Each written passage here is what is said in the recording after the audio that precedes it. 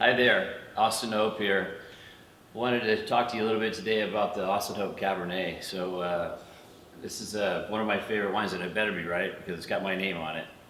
But seriously, it's been a real joy to make this wine.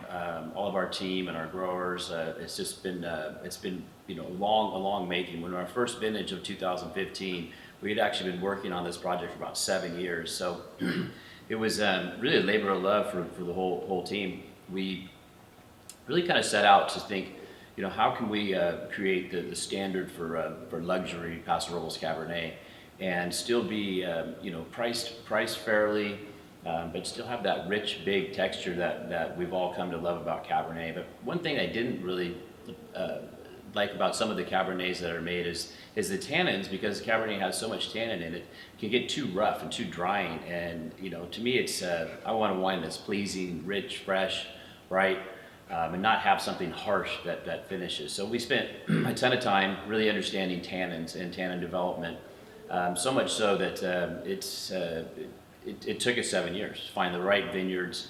We knew where the best vineyards were in Paso Robles for Cabernet, and it really comes down to soils. So we're looking for the right soils is what we're looking for.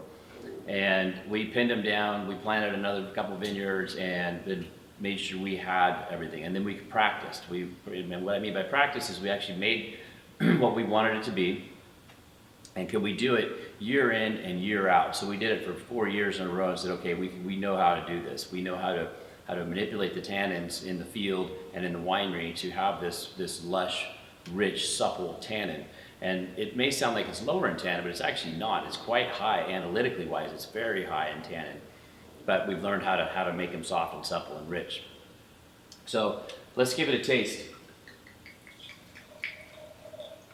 And what else is neat about this? Paso Robles is now broken into 11 sub-AVAs, and that just tells you how diverse the Paso Robles region is. We source typically between 6 and 7 different sub-AVAs every year, and that's where we've got our vineyards in there, and we've got it really dialed in. So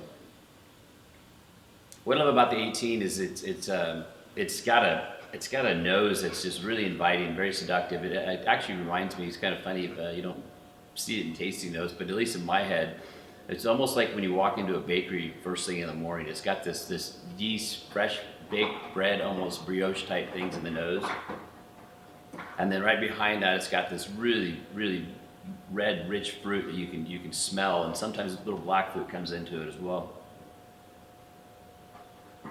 But a lot of times I can tell if I'm gonna like a wine just by the nose. I don't know if you guys have seen that before, but it's for me that's how I can really judge a wine quickly is on the nose.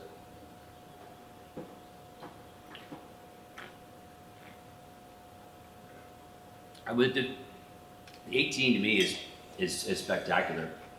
It really reminds me of the 15 because it's got this richness, and it's just like explosion of fruit, fresh fruits, like right when you taste it. And then it's got this long, rich plushness that goes throughout your palate. But then it finishes with this acidity and then it just carries, the fruit just keeps lingering in your palate for a long time. This wine, we achieved our goal, and the goal is to create a standard for luxury Paso Robles Cabernet, again at an affordable price. And it also, it goes well with anything. It doesn't have to be with food, where typically a lot of the Cabernets, because there's so much tannin in them, drying tannin, that you have to pair it with food. We don't have to pair this wine with food. You can drink it on your porch in the afternoon, or you can pair it with just about anything. And one thing I've been doing is pairing this wine with salmon, believe it or not.